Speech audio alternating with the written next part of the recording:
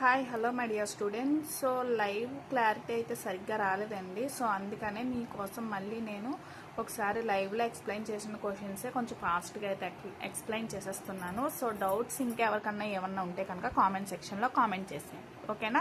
So late చేయకుండా నేను questions అయితే వచ్చేసాను చూడండి. సో మ్యాథ్స్కి వచ్చి మొత్తం 50 క్వశ్చన్స్ ఉంటాయి కదా. సో ఫస్ట్ సమ్ వచ్చి ఏమడుగుతున్నాడంటే, సో 156కి ప్రైమ్ ఫ్యాక్టరైజేషన్ ఫైండ్ అవుట్ చేసేసి వాటి ప్రైమ్ ఫ్యాక్టర్స్ యొక్క సమ్ ఎక్స్పోనెన్షియల్ సమ్ ఎంత అన్నది అడుగుతున్నాడు. సో వీటి ప్రైమ్ ఫ్యాక్టరైజేషన్ ఇదండి. సో వీటి సమ్ చూడండి, 2 పవర్స్ సమ్ అడుగుతున్నాడు కదా. 2 + 1 + 1 అంటే 4. So 4 is the correct option, ఓకేనా.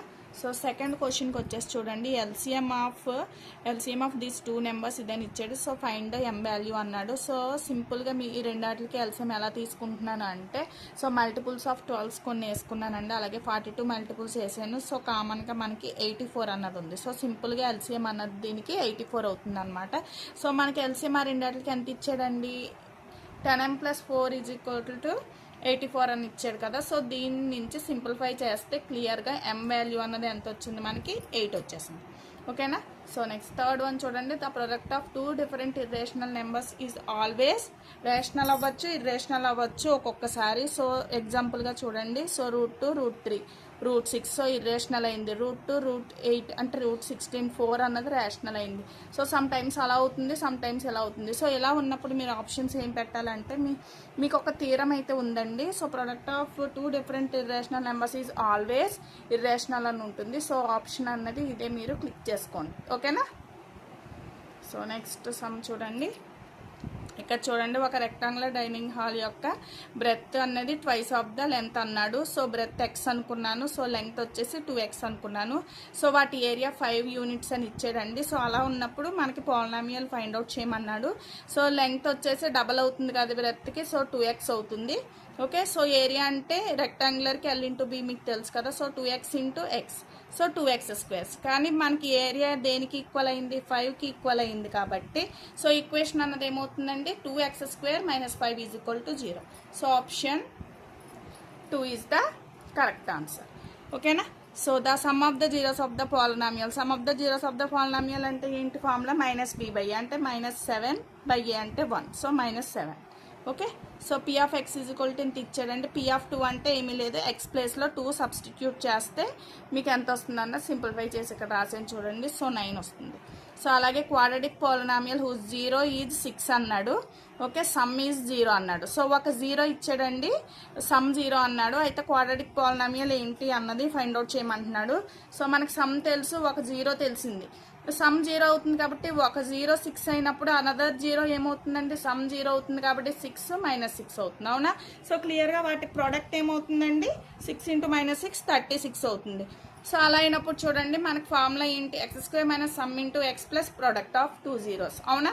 సో దాని నుంచి మనకి ఈక్వేషన్ ఏమవుతుంది, సమ్ వచ్చి 0 × x అయింది, ప్రోడక్ట్ వచ్చి 36. So x² - 36 is the correct answer, okay.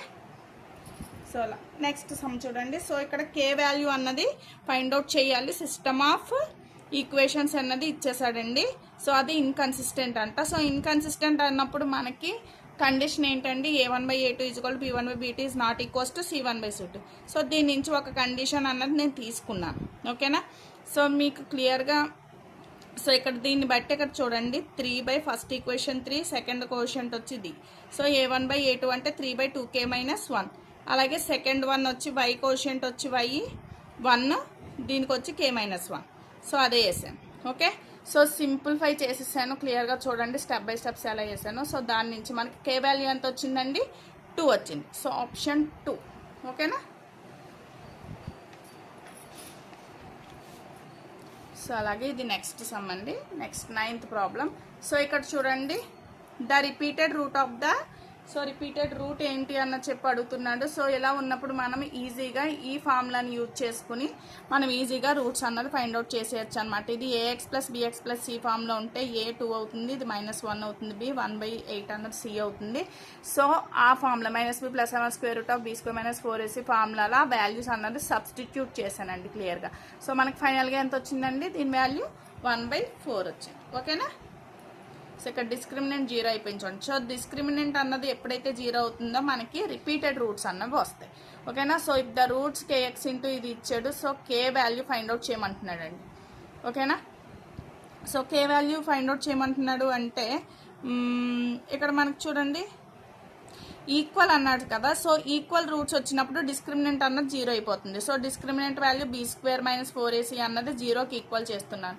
So equation నుంచి a b c వాల్యూస్ తెలుసు కాబట్టి సో వాటినే నేను ఇక్కడ సబ్స్టిట్యూట్ చేస్తే మనకి ఫైనల్గా k వాల్యూ అన్నది ఎంత వస్తుందండి. k వాల్యూ 6 వచ్చింది. నేను ఇక్కడ సింప్లిఫై చేశాను చూడండి. మీరు కూడా స్టెప్ బై స్టెప్ ఒకసారి వేసుకుంటే మీకు తెలుస్తుంది. ఎందుకంటే ఇది లాంగ్ అయిపోతుంది వీడియో అని చెప్పి లెంగ్తీగా అయిపోతుందని నేను షార్ట్గా చెప్తున్నానండి, ఫాస్ట్గా చెప్తున్నాను. లైవ్లో అయితే క్లియర్ ఎక్స్ప్లెనేషన్ అయితే ఇచ్చాను. సో మీకు డౌట్ ఉంటే అందులో చూడండి. అంటే చాలా బ్లర్గా వచ్చిందండి వీడియో, అందుకనే మళ్ళీ చేస్తున్నాను ఇది. ఓకేనా. ఓకే. సో నెక్స్ట్ క్వశ్చన్ చూడండి. PQ are the roots of the quadratic equation అన్నాడు. ఓకేనా. సో మనం ఫైండ్ అవుట్ చేయాల్సింది సమ్ అండ్ అలాగే ప్రొడక్ట్ ఎంత అవుతుందని చెప్పి అడుగుతున్నాడు. సో సమ్ అంటే ఏంటండి -b/a. సో -b/a అంటే ఏమవుతుంది -5/y అంటే 5 అవుతుంది. ఓకేనా. సో అలాగే ప్రొడక్ట్ ఏమవుతుందండి c/i విచ్ ఈజ్ ఫార్ములా మీకు తెలుసు కదా. సో 6/1 అంటే 5 6 అవుతుందండి. సో 5 6 ఏముంది ప్రొడక్ట్ సమ్ వచ్చి 5 6. ఓకేనా. So option 4. ఓకే. సో ఇక్కడ చూడండి నెక్స్ట్ క్వశ్చన్ చూడండి. And AP in the following. So ఇందులో ఒకటి అర్థమెటిక్ ప్రోగ్రెషన్ ఉంటుందంట. అది ఏంటి అన్నది మనం ఫైండ్ అవుట్ చేయాలి. సో అర్థమెటిక్ ప్రోగ్రెషన్లో ఉండాలి అంటే ఏంటండి, కామన్ డిఫరెన్స్ వచ్చి ఎప్పుడు కూడా కాన్స్టెంట్గా ఉంటుంది. అవునా. సో వీటి కామన్ డిఫరెన్స్ చూడండి డిఫరెంట్గా ఉంది. ఇక్కడ 1 ఉంది, ఇక్కడ 0 ఉంది, మళ్ళీ 1 ఉంది, 0 ఉంది, 0 ఉంది. సో కాదు, ఇది ఏపీఐలో అయితే లేదు. సో దీని కామన్ డిఫరెన్స్ కూడా చెక్ చేయండి. 9 2 ఈ 2² అంటే 4 9 16 అంటే ఎలా వస్తుందండి కామన్ డిఫరెన్స్. దీనికి కూడా కామన్ డిఫరెన్స్ లేదు. 5 వస్తుంది, 4 వస్తుంది. సో ఇది కూడా మనకి కామన్ డిఫరెన్స్ కాదు. ఇది వచ్చి క్లియర్గా హార్మోనిక్ ప్రోగ్రెషన్ అండి. ఇది కూడా నాట్ ఇన్ ఏపీలో అయితే ఉండదు.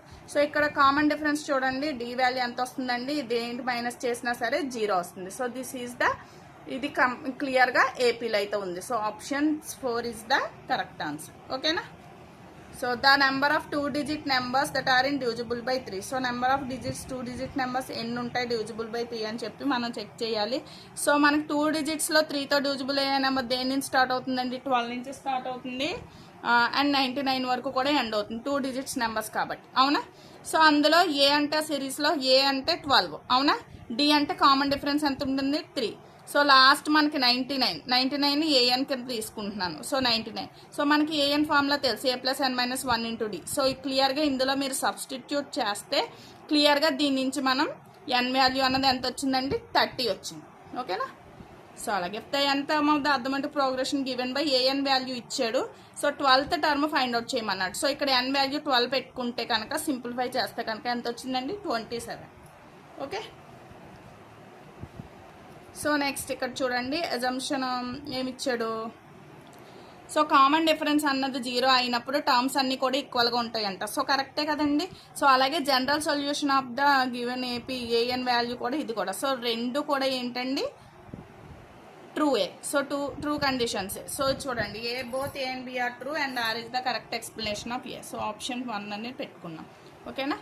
So next problem. సో ఈ డయాగ్రామ్లో okay X value find out చేయాలంట. సో ఈ ఎలా ఉన్నాయండి ఇవి మనకి ట్రయాంగిల్స్ అన్నవి సిమిలర్గా ఉన్నాయి. అవునా. సో సిమిలర్గా ఉన్నప్పుడు మనకు ఉన్న కండిషన్ ఏంటంటే ఈ సైడ్స్ రేషియో అన్నది మనకి ఈక్వల్ అయిపోతుంది సిమిలర్ ట్రయాంగిల్స్ నుంచి by A criteria. Okay. So అదే నేను ఈక్వల్ చేశాను. So x/12 is equal to 22/24. So దీని నుంచి క్లియర్గా ఎక్స్ వాల్యూ ఫైండ్ అవుట్ చేశాను. 12 ఇటువైపుకి వెళ్ళిపోయింది. సో ఫైనల్గా ఎంత వచ్చిందండి 11 వచ్చింది. ఓకే. So next. సో ఈ ప్రాబ్లం నుంచి ఒక కండిషన్ ఒక రిలేషన్ అన్నది ఈ డయాగ్రామ్ నుంచి మనం ఫైండ్ అవుట్ చేయాలంట. సో ఎలాగో చూద్దాం. సో ఇక్కడ చూడండి మనకి బేసెస్ ఉన్నాయి కదా. సో బేసెస్ అన్నవి ప్యారలల్గా ఉన్నాయి. So according to basis proportionality theorem ఈ సైడ్స్ రేషియో అన్నది మనకి ఈక్వల్ అవుతుంది. అవునా. So a/b is equal to c/d. So దాని నుంచి క్రాస్ మల్టిప్లికేషన్ చేస్తే ఇక్కడ ఒక రిలేషన్ అన్నది వచ్చింది. ఆప్షన్ అన్నది ఫస్ట్ ఆప్షన్. ఓకేనా. సో సేమ్ ఇది కూడా అదే క్రైటీరియా నుంచండి. సేమ్ బేసిస్ ప్రపోర్షనాలిటీ థియరం నుంచే ఏబి పిక్యూ పిఆర్ వాల్యూస్ ఇచ్చాడు and AC value find out చేయమన్నాడు. ఈ రెండు కూడా మనకి సిమిలర్ ట్రయాంగిల్స్ అంట. ఓకేనా. సో దాని నుంచే నేను కండిషన్ అన్నది రాశానండి. AB by PQ is equal to AC by PR. ఆ కండిషన్ అన్నది నేను రాశాను. సో ఇచ్చిన వాల్యూసే సబ్స్టిట్యూట్ చేస్తే మనకి ఫైనల్గా రావాల్సిన ఏసీ వాల్యూ అన్నది వచ్చింది. సో ఫైనల్గా ఎంత వచ్చిందండి? 8.1 అన్నది సింప్లిఫై చేస్తే వచ్చిన ఆన్సర్. ఓకేనా? So the points. So next చూడండి, ద పాయింట్స్ అన్నవి 3 పాయింట్స్ ఇచ్చారండి. Vertices of which triangle, a triangle అవుతుందని చెప్పి చెక్ చేయమంటున్నాడు. అంటే ఏ ట్రయాంగిల్ అవుతుందంటే ఏం చేస్తారండి? డిస్టెన్సెస్ ఫైండ్ అవుట్ చేసి వాటి మధ్య రిలేషన్ ఎలా ఉందా అన్నది మీరు చెక్ చేయాల్సి వస్తుంది. సో డిస్టెన్స్ ఫార్ములా ఏంటండి? Square root of x2 - x1 whole square plus y2 - y1 whole square. అది మీకు అందరికీ తెలుసు. దాని నుంచి ఏబీ వాల్యూ ఫైండ్ అవుట్ చేస్తారు, బీసీ ఫైండ్ అవుట్ చేస్తారు, సిఏ ఫైండ్ అవుట్ చేస్తారు. సో అలా చేసినప్పుడు ఇక్కడ మనకు వాల్యూస్ ఎలా వచ్చాయంటే ఏబీ వచ్చి 10 వచ్చింది, బీసీ √41 వచ్చింది, ఏసీ వచ్చేసి √41 వచ్చింది. సో క్లియర్గా ఈ రెండు ఈక్వల్ అయ్యాయి. సో ఒకటి డిఫరెంట్గా వచ్చింది. సో అలా ఉన్నప్పుడు ఇది ఐసోలేస్ ట్రయాంగిల్ అన్నది అవుతుందండి. ఓకేనా? సో నెక్స్ట్ లాస్ట్ ప్రాబ్లం, లైవ్లో చెప్పిన లాస్ట్ ప్రాబ్లం అండి ఇది. So the X divides the line segment points ఇచ్చాడు ఇన్ ద రేషియో ఆఫ్ అని చెప్పి ఇచ్చాడు. సో మనకి దీనికి ఫార్ములా అయితే ఉందండి. ఓకేనా? రేషియో ఆఫ్ డివిజన్ అనే కండిషన్ నుంచి అనే దాని నుంచి ఎక్స్ యాక్సెస్ని డివైడ్ చేసే 2 లైన్ జాయినింగ్ పాయింట్స్కి రేషియో ఏమవుతుంది అంటే -y1:y2 అవుతుంది. ఓకేనా? సో -y1:y2 అంటే పాయింట్స్ ఉన్నాయి కదండి. ఇది x1 y1, ఇది x2 y2. సో y1 అంటే -3, -y1 కాబట్టి -3:6. ఓకేనా? సో క్యాన్సిల్ అవుతుంది. So 1:2. So 1:2 is the right answer. So next part నేను సెకండ్ పార్ట్లో నేను నెక్స్ట్ మిగిలిన రిమైనింగ్ బిట్స్ కూడా నేను అప్లోడ్ చేసేస్తాను. ఇంకా డౌట్స్ ఏమన్నా ఉంటే కనుక మీరు కామెంట్ సెక్షన్లో కామెంట్ చేయండి. ఇంకా ఫస్ట్ టైం ఎవరన్నా మన ఛానల్ ఇంకా చూస్తూ సబ్స్క్రైబ్ చేసుకోకుండా ఉంటే కనుక మన వీడియోకి లైక్ ఇచ్చేసి మీ ఫ్రెండ్స్కి రిలేటివ్స్కి కూడా షేర్ చేసి సబ్స్క్రైబ్ చేయమని మాత్రం చెప్పండి. ఓకేనా? So thanks for watching this video.